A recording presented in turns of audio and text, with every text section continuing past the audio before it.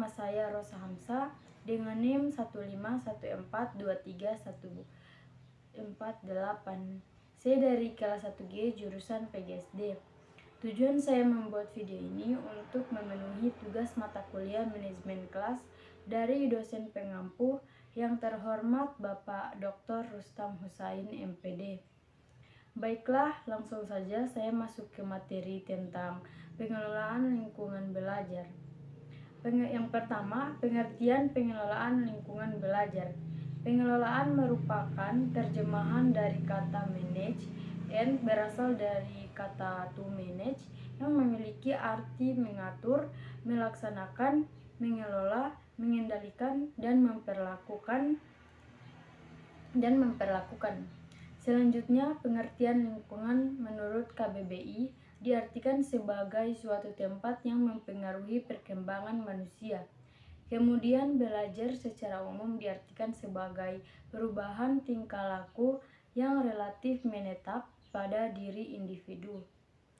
Dari definisi-definisi di atas, maka disimpulkan bahwa secara sederhana diartikan sebagai suatu tempat atau suasana yang mempengaruhi proses perubahan tingkah laku manusia dan perubahan-perubahan yang diakibatkan lingkungan dapat bersifat menetap dan relatif permanen. Semakin kuat pengaruh lingkungan, maka perubahan yang terjadi diprediksi akan semakin tinggi pula. Yang kedua, tujuan pengelolaan lingkungan belajar. Pada proses belajar mengajar, pengelolaan lingkungan belajar mempunyai tujuan secara umum, yaitu menyediakan fasilitas bagi bermacam-macam kegiatan siswa dalam lingkungan sosial, emosional, dan intelektual di kelas. Fasilitas yang disediakan itu memungkinkan siswa untuk belajar dan mengembangkan sikap apresiasi. Yang ketiga, macam-macam lingkungan belajar. Lingkungan belajar merupakan sarana dan prasarana yang bisa menunjang materi yang didapat dari gurunya. Lingkungan belajar tidak berpatok pada lingkungan sekolah atau universitas, akan tetapi lingkungan belajar bisa berada di luar lingkungan sekolah.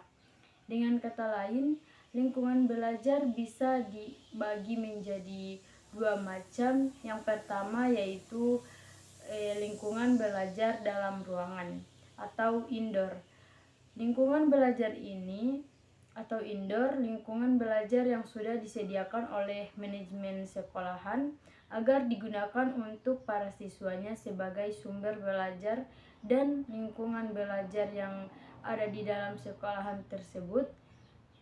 Lingkungan belajar ini bisa berupa perpustakaan, laboratorium, auditorium, dan utamanya adalah ruang kelas.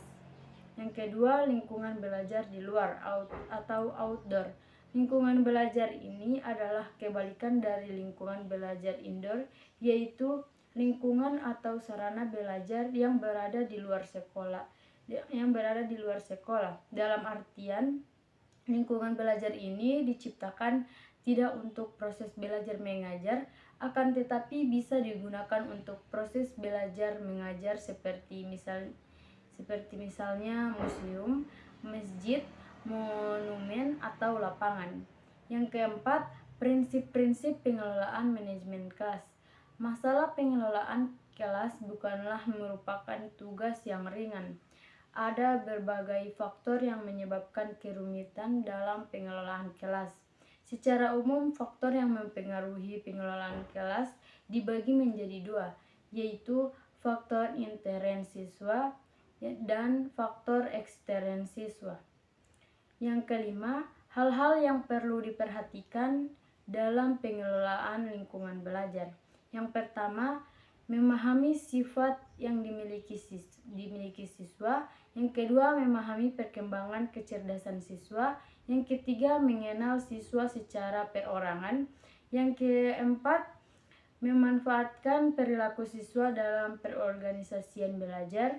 Yang kelima, mengembangkan kemampuan berpikir kritis, kreatif, dan kemampuan memecahkan masalah.